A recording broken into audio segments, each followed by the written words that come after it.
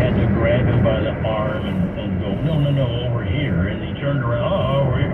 But what happened in that video was if you took a look at that, it was cropped at a lot of sites. There were a bunch of paratroopers that dropped on the other side, and Joe was turning to them and giving them a thumbs up. When the Prime Minister basically wanted him to come over and be in the photo with the other world leaders. So it's got a lot of negative publicity for Joe. And there's no question Joe Biden is aging. Well, he gets that confused look on his face, and he gets stuck on stage of which way to go off stage and everything else. And it's going on and on and on. But I've got this, maybe I'm just being counterculture here, but I am thinking, and there was an incident at the big fundraiser in Hollywood, but I'm just wondering if they're not setting up. I've been listening to too many kooky callers. I wonder if they're just setting him up to look like just dumb old Joe. He doesn't know where he is. He doesn't know. And some of you call and you say, "I can't believe the man doesn't know how to put two sentences together." Boy, he's going to blow it on that debate coming up on the 27th, the week from Thursday. And I keep telling you, don't underestimate the opposition. And in this case, it's our president. Don't underestimate him. I wonder if they're making him do these, hey, just go out there and act like you don't know where you are. Because not only did he have to fight, he bailed early from the G7 conference so we could go to a fundraiser in Los Angeles.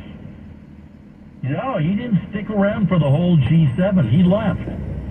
And so then, Saturday, there was a big peace conference in Switzerland. And all the G7 ministers went over to Switzerland, which is just a hop, skip, and a jump from where they were now. So they all get there, and Joe's on his 15-hour flight from Italy to Los Angeles, nonstop.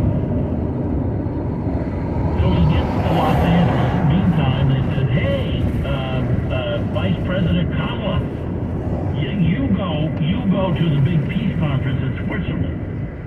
So she said, "Okay," and she goes to Switzerland, and they're sitting at a big table, and that's when she announces, this is what they do. They get into town, and they got somebody's handed them the checkbook, the country's checkbook.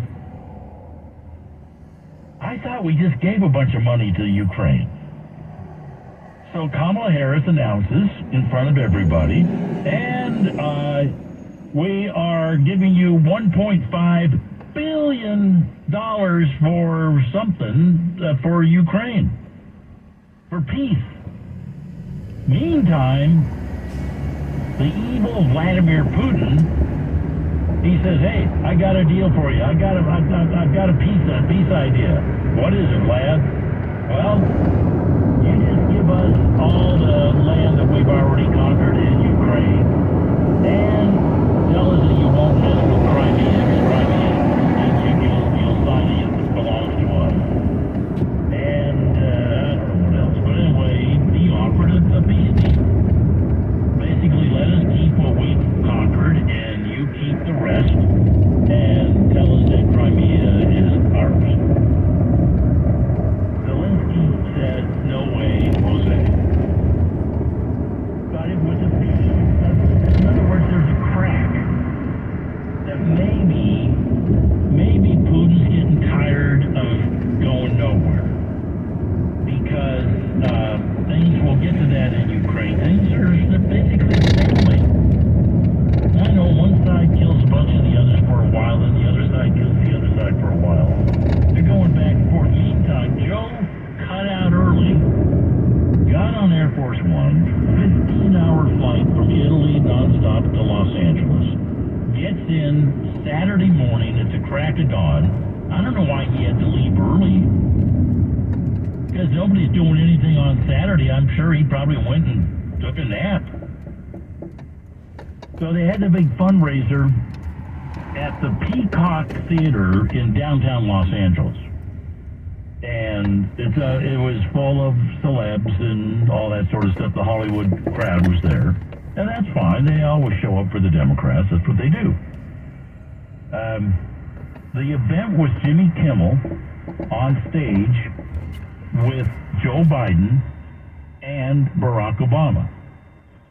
And Jimmy would ask questions of Joe Biden. I don't know why. Well, I do know why.